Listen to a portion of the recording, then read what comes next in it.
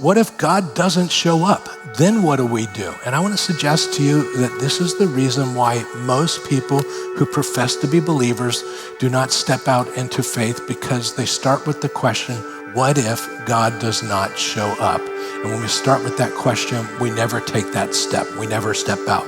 So Joshua and the priests are going to look very stupid if God doesn't show up. But if we're going to walk in faith, we're going to go beyond being nice people who go to church, have good fellowship, nice Bible studies. We're going to actually see God do something. If we're going to walk in faith, then sometimes it's going to mean that we're going to have to go, we're going to have to take a step. It's not going to be another book. It's not going to be another course. It's not going to be praying more, oh Lord, make it evident.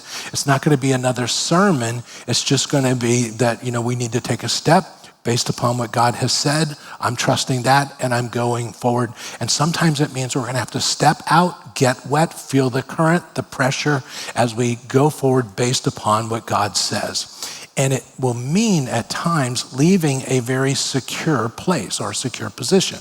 So for instance, in our story, Israel could have stayed there on the shore. They said, this is as far as we want to go. We're not going to cross the Jordan.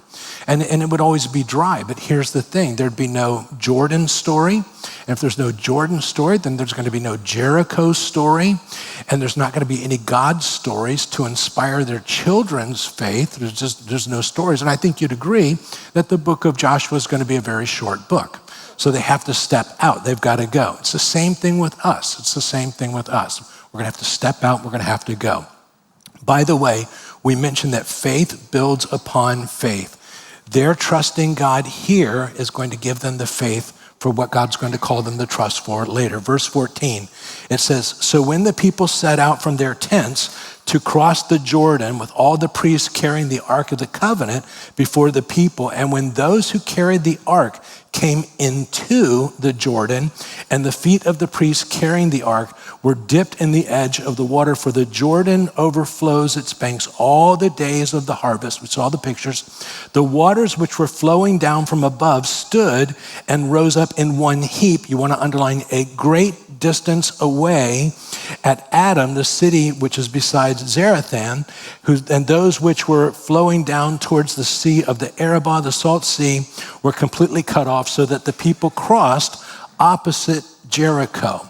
So the priests are going to go into the water. They're bearing the ark into the river. And here's what happens. God stops the water, but not next to them. He stops it 20 miles up the river. Now, what does that mean? Well, when we take steps of faith, and you want to write this down, we'll unpack it, we find that God is working beyond what we can see, beyond what we can see.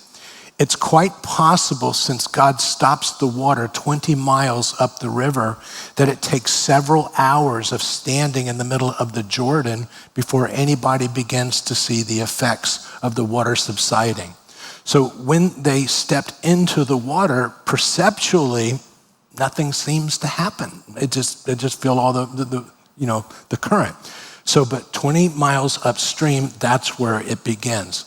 So when God's people step out into the water, that's when God begins to act, but he doesn't do anything until they step out.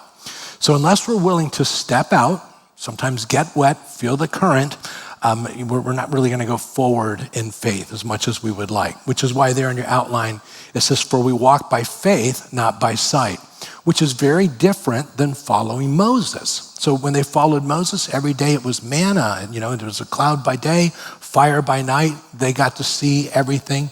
But when it's following Joshua or Jesus, it's just, here's what he says, and I'm going forward just based upon what he says. And that's what it means to walk in faith.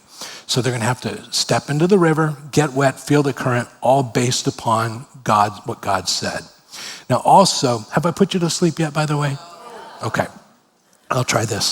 So it takes as much faith to stay in the river as it took to go into the river. Because you can follow into the river, but then you get into the river and it doesn't appear that anything's changed. And so for several hours, they're standing there still feeling the current. It takes as much faith to stand in the river than it took to go in the river in the first place. Does that make sense to you?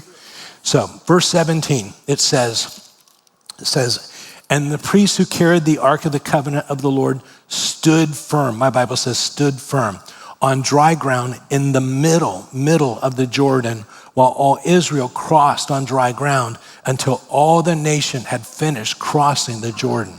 Now, I like my translation better on this verse. It says, and the priests who carried the Ark of the Covenant of the Lord stood firm. And you want to underline the word stood firm. Now, they're in the water. Current's coming. They feel it. And so write this down here. Faith required standing firm in the midst of raging circumstances before seeing anything happening. But they had to stand firm before it turned into dry ground. It took some time. But, and I think this is especially important for us as parents, because they were willing to step and stand firm based only on what God said, there will be a God story that they can share with their kids. And we'll talk about that next week.